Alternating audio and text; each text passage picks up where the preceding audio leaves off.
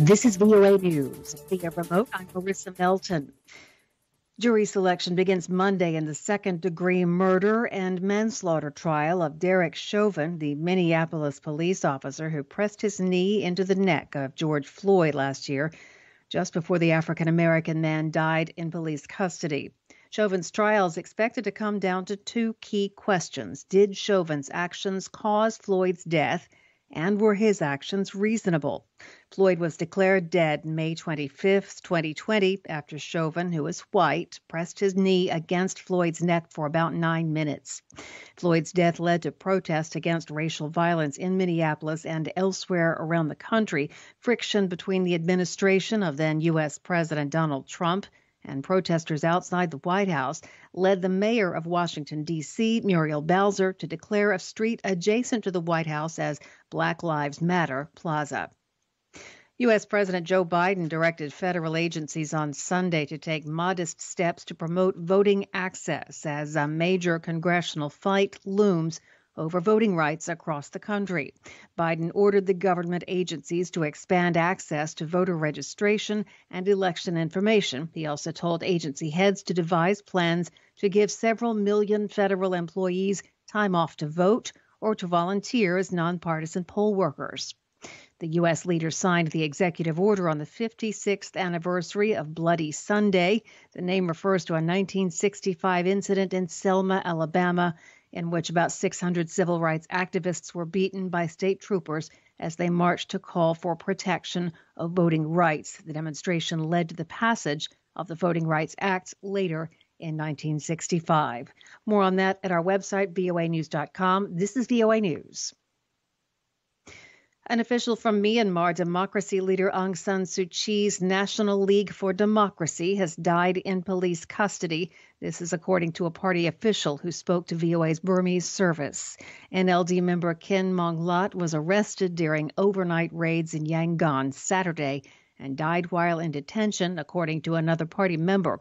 A cause of death was not released. Tun Chi, spokesperson of the Assistance Association for Political Prisoners Burma, told VOA Burmese service that he accompanied the bereaved family to claim the body. He said the body had blood on the head, wounds on the back, and blackened fingers. Police have not commented on the matter. Meanwhile, thousands of protesters returned to the streets of Myanmar on Sunday in Mandalay and Yangon, as well as the historic Buddhist temple town of Bagan.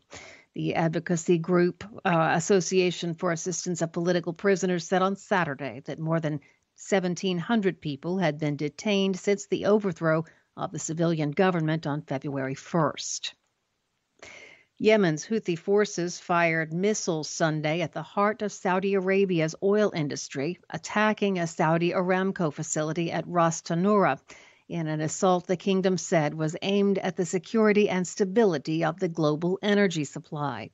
Houthi military spokesman Yahya Sarria said Sunday that the group had launched 14 drones and fired 8 ballistic missiles into a wide operation in the heart of Saudi Arabia.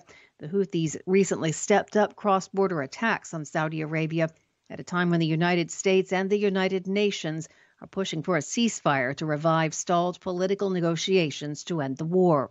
The Saudi Energy Ministry said an oil storage yard, the site of an oil refinery, and an offshore oil loading facility were attacked with a drone, but there were no casualties or property loss. Ivory Coast's main opposition party on Sunday claimed victory in a legislative election, alleging that preliminary results were riddled with irregularities. Saturday's vote was a key test of stability 4 months after violence around a disputed presidential poll claimed 87 lives in the former French colony.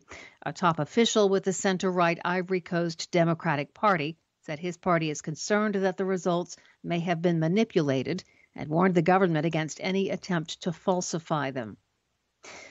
And the Dalai Lama, Tibet's spiritual leader, urged the world to be brave and get vaccinated on Saturday after he was inoculated against the coronavirus in the northern Indian town of Dharmsala. From Washington, I'm Marissa Melton, VOA News.